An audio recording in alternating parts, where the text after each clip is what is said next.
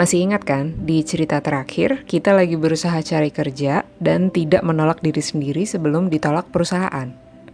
Sekarang bayangin deh, kalau kita sudah di tahap interview, duduk berhadapan dengan user. Terus mereka tanya, "So how do you see yourself in 5 years?" padahal kegiatan saya Senin depan aja masih tergantung dari apakah saya dapat kerjaan ini atau tidak. Karena kita lagi nggak bisa berwisata ke tempat lain, gimana kalau kita berwisata ke waktu lain? Kalau dipikir-pikir, saat mengenang sesuatu dengan mendalam, kita lagi berkunjung sejenak ke masa lalu. Kalau kita lagi nonton series atau baca buku yang seru banget, kita terbawa ke periode waktu yang berbeda. I've said this before, the mind is a terrible thing to waste. Pikiranmu bisa membawamu masuk ke lubang, tapi juga bisa membawamu berjelajah 4 dimensi. Nah, serunya menjelajah ke masa depan adalah masih kosong.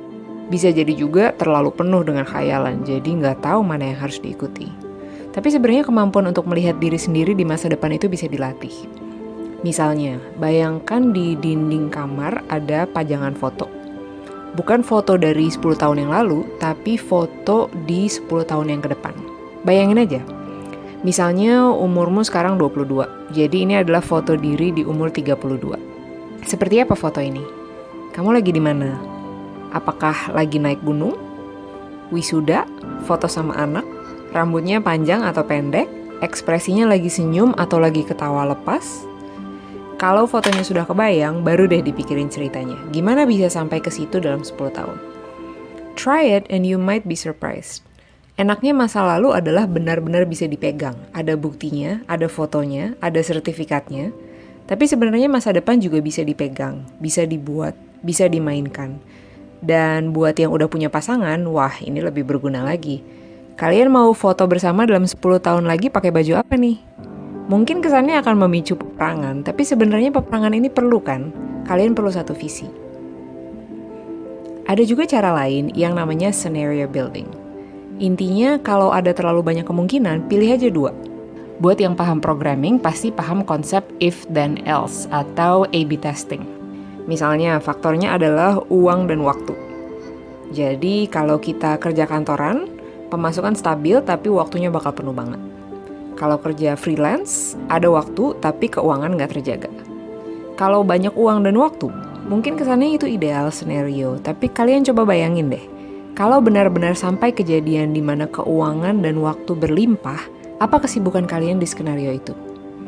Dan tentunya jangan lupa kuadran yang terakhir. Kalau mau usaha sendiri, itu makan waktu, tapi penghasilan belum pasti. Makanya kita perlu tabungan untuk siap-siap menghadapi worst case scenario. Dalam hidup ini, kita akan melewati keempat kuadran ini, itu pasti. Jadi, coba diantisipasi. Karena worst case maupun best case itu sama-sama bisa membuat manusia kehilangan arah. Jadi, selain persiapan tabungan, perlu juga ada tujuan hidup yang lebih besar, supaya kita bisa tetap merasa berguna, walaupun sudah tidak perlu bekerja lagi. Oke, hal terakhir. Mungkin ada yang bilang, ngapain sih berandai-andai soal masa depan, kan kita nggak tahu apakah bakal kejadian. Buat saya, mantranya seperti ini. Langkah awal dalam memecahkan masalah adalah melihat masalah itu sebagai hal yang bisa dipecahkan. Kita lagi hidup dalam masa di mana mudah sekali merasa helpless, seolah kita nggak bisa berbuat apa-apa. Jadi, bermainlah dengan masa depan, karena sekarang waktunya. Sekarang kita lagi menunggu pandemi lewat.